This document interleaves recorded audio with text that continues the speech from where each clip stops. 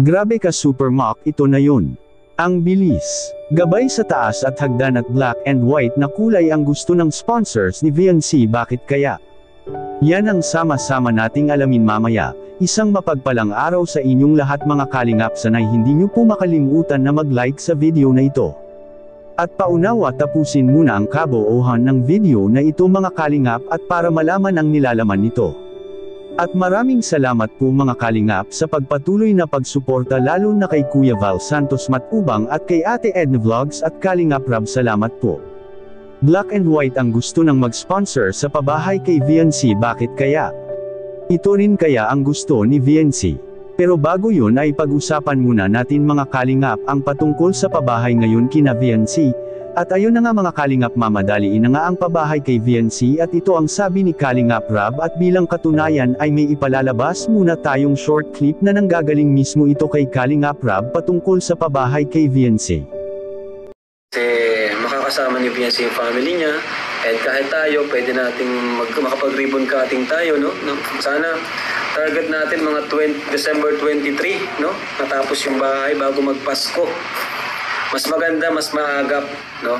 Kaya Dr. Love, kung nanonood ka, ang sabi ni Super Mac, yung pintura at overall na, no?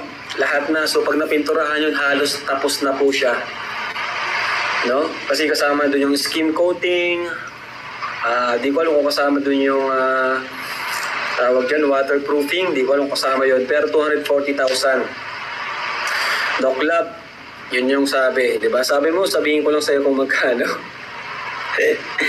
Asan ka ba, Doc?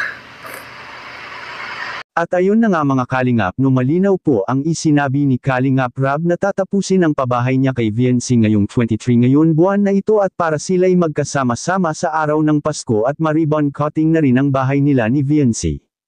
At para sa mga nag-aakala na may lakad at matutuloy ang pagpunta nila ni VNC sa ibang bansa ay ma-postpone po muna ito, at sa February nga ito itutuloy nila ang kanilang travel abroad.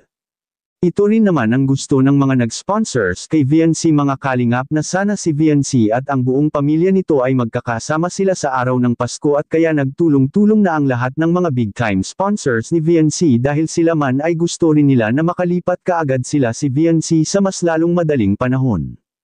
At ngayon nga mga kalingap ay binilas-bilasan na nila at inumpisahan ng pintorahan ang bahay nila ni VNC, at para kapag matapos na itong mapintorahan ay ang tiles at kisame naman ang ikakabit nila ni Super Mock. At sa kabilang dako naman nag-sponsor sa pabahay kay VNC, black and white ang gustong kulay na ikukulay sa bahay nila ni VNC, yan ang ating makikita sa video. Pag naplasteran na lahat yan, pwede na sila mag-umpisa. Black and white ang gusto. Pwede na sila mag-umpisa. Black and white. Bakit black? Pintura? Hindi. Sa labas? Huwag tayo mga black. Labas ba? Black. Sa labas pwede. Okay, gray. Pwede. Gray. Gano'n. 25% lang muna. Kung materials lang muna. Huwag na muna. Okay, hingin mo muna siya ng ano. Mga magkano boss ang ano dito? Papisitahin mo dito. Pag-abutin ng pintura. Oo, pag-abutin.